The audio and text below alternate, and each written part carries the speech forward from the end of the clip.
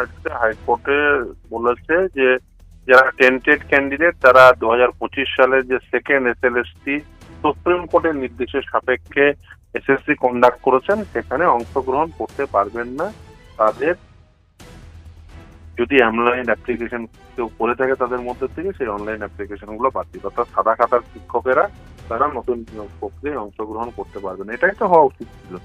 2016 সালের রিক্রুটমেন্ট, সেই রিক্রুটমেন্টে যাদের চাকরি বাতিল হয়ে গেল তারাই যদি আবার নতুন নিয়োগ প্রক্রিয়ায় অংশগ্রহণ করে, তারাই যদি আবার 10 নম্বর করে এক্সট্রা পেয়ে তারাই যদি আবার চাকরিতে কন্টিনিউ করে, তাহলে নতুন করে ওই ক্যান্সেল করে পরীক্ষা নেওয়ার কেন প্রয়োজন? ওখানে থাকতো।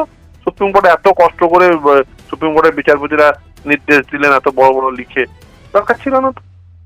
এটাই যে রাজ্য সরকারের কন্টেনশনটা যদি ঠিক হতো তো বলে তো ওরাই ঠিক আছে আমরা বাতিল করলাম, ওরাই কন্টিনিউ করবে। এটা তো হয় না। স্বাভাবিক সাধারণ যুক্তি যদি কেউ হারিয়ে ফেলে পয়সা টয়সা নিয়ে, তাহলে এরকমই হয়। দেখুন, সুপ্রিম কোর্ট এবং তার আগে ডিভিশন বেঞ্চ, কলকাতা হাইকোর্টের ডিভিশন বেঞ্চ, তারা নির্দেশ দিয়েছিল যে এই যারা টেন্টেড ক্যান্ডিডেট তাদের থেকে পয়সা ফেরত নেওয়া, অর্থাৎ মাইনে হিসেবে যা টাকা পেয়েছেন সেগুলো ফেরত নেওয়া। এখনো পর্যন্ত রাজ্য সরকারের পক্ষ থেকে কোনো প্রকার ব্যবস্থা হলো না। উল্টে আমরা দেখছি যে রাজ্য সরকার এবং এসএসসি উভয়েই এই টেন্টেডদের হয়ে খুব গলা ফাটাচ্ছে। ইভেন আদালত যখন নির্দেশ দিয়ে দিল তারপরেও তারা বলছেন যে অন্তর্বর্তীকালীন স্থগিতাদেশ দিন যাতে টেন্টেডরা কন্টিনিউ করতে পারে।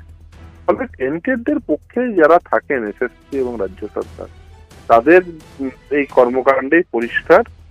এবং এই যত চিন্তা তো মমতা বন্দ্যোপাধ্যায়দের টেন্টেডদের নিয়ে, সেই জন্যই তো বলেছিলেন একজনের চাকরি যাবে না।